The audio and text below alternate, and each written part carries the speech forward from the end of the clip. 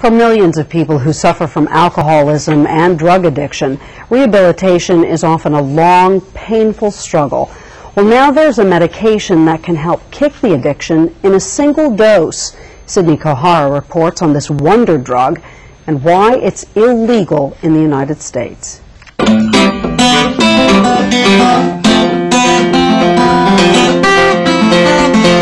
For Greg Douglas, being a rock star and being a drug addict seemed to go hand in hand. Monday, discovered heroin.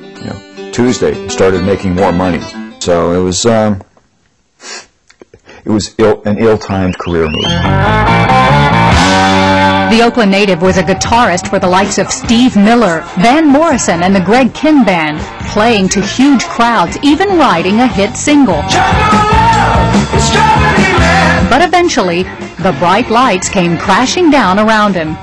I went, during a 10-year period, 1977, top of the charts, playing in front of, 100,000 people, at a time.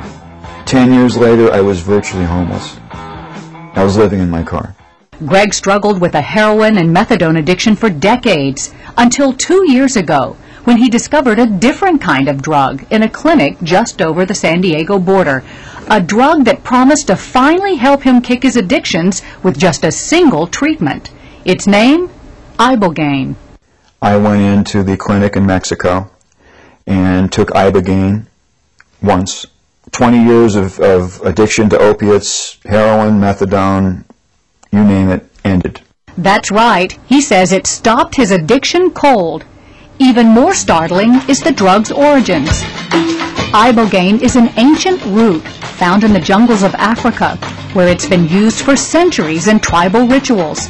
Researchers believe it contains chemical properties that may affect key receptors in the brain. It's somewhat like a rapid Prozac. It elevates mood, and it also diminishes cravings. And there's more. A new study conducted with rats and mice at UC San Francisco shows further evidence that Ibogaine may have a similar effect combating alcohol abuse. So if the drug shows so much promise, why is it illegal here in the United States? Possibly because of something Greg also experienced at that clinic in Mexico. Ibogaine causes hallucinations.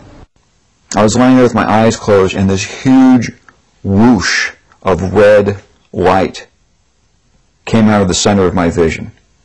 And it was just like this spectacular, these little particles of red, like red plankton.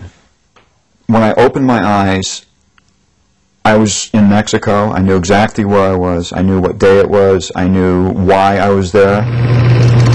But far from being a controversial side effect, leading Ibogaine researcher Dr. Deborah Mash at the University of Miami School of Medicine believes the hallucinations may be beneficial.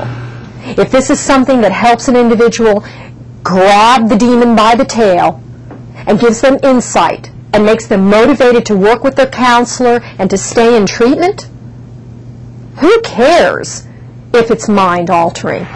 But the stigma of a hallucinogenic drug made it hard for Dr. Mash to find funding, so she was forced to move her clinical trials offshore. The FDA still doesn't allow Ibogaine use in the U.S., so a growing number of patients are receiving treatment in clinics like the one we visited in Mexico. How do you feel? Alcoholic Awilda Penny is one of them. Now, do you feel like you need a drink? No, not at all. No, not at all. It's the furthest thing from my mind. I'm just very positive, very upbeat, just looking forward to moving on with my life. Despite the promise of Ibogaine, there are still some hurdles. Critics worry about potentially lethal side effects and lack of long-term studies. Still, the early results are so encouraging, Dr. Mash has found enough money to start FDA trials again in the spring, possibly paving the way for other addicts like Greg. I wake up in the morning, and I'm still filled with this sense of wonder that I'm still here. The Ibogaine changed everything for me, and it continues to work every day of my life. In San Francisco, Sydney Kohara, CBS 5 Eyewitness News. And typical treatments with Ibogaine run anywhere from $3,000 to $10,000.